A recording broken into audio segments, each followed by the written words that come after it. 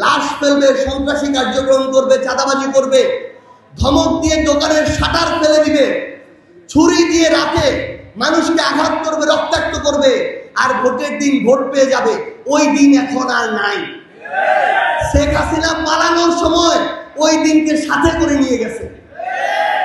এখন যেই মানুষ কারো দ্বারা নির্যাতিত হবে, নিপীড়িত হবে, শোষণের শিকার হবে, ওই মানুষ ওই ভোটের দিন ব্যালট বাক্সে তার বিরুদ্ধে ভোট দিয়ে তার মুখে প্রথম জুতার বাড়িটা মারবে। আমরা হয় জনগণের প্রতিনিধিত্ব করে সরকারি দল হিসেবে সংসদে থাকব, অথবা শক্তিশালী বিরোধী দল হব। জাতীয় পার্টির মতো পোষা রাজনৈতিক দল হইতে আমরা আসি না। আওয়ামী লীগ বা তার যে কোনো অঙ্গ সংগঠনে পোস্টেড ছিল এমন কেউ এনসিপির কোনো আহ্বায়ক কমিটিতে থাকতে পারবে না। স্থানীয়ভাবে ইমেজ খারাপ, ওই মানুষটার নাম শুনলেই বিভিন্ন অপকর্মের কথা মাথায় আসে, চাঁদাবাজির কথা মাথায় আসে, দখলদারিত্বের কথা মাথায় আসে, খুনাখুনির কথা মাথায় আসে, সন্ত্রাসীর কথা মাথায় আসে। যে চিত্রটা নরসিংদীর বিভিন্ন উপজেলা অনেক বেশি দেখা যায়, এইরকম কোন মানুষকে এনসিপির কোন আহ্বায়ক কমিটিতে জায়গা দেওয়া যাবে না।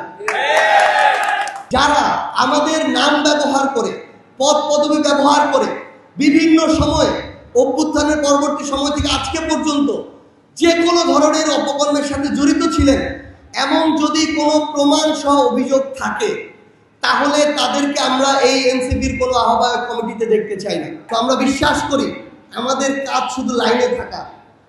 আমরা যদি লাইনে থাকতে পারি, আগামীর নির্বাচনে এবং আগামীর বাংলাদেশে এনসিপি বাংলাদেশের প্রথম এবং সবচেয়ে গুরুত্বপূর্ণ রাজনৈতিক দল হয়ে উঠবে।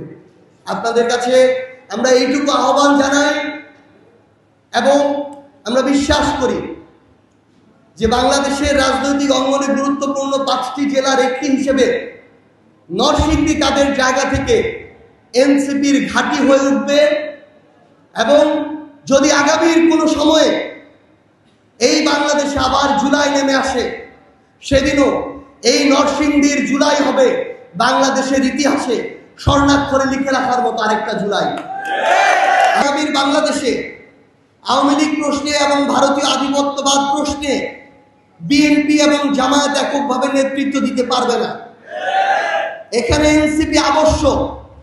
আইন শৃঙ্খলা রক্ষাকারী বাহিনীকে বললে তারা অসহায় বোধ করে, আবার তারাও সুযোগ পেলে যতটুকু ক্ষমতার অপব্যবহার করা যায় ততটুকু করে।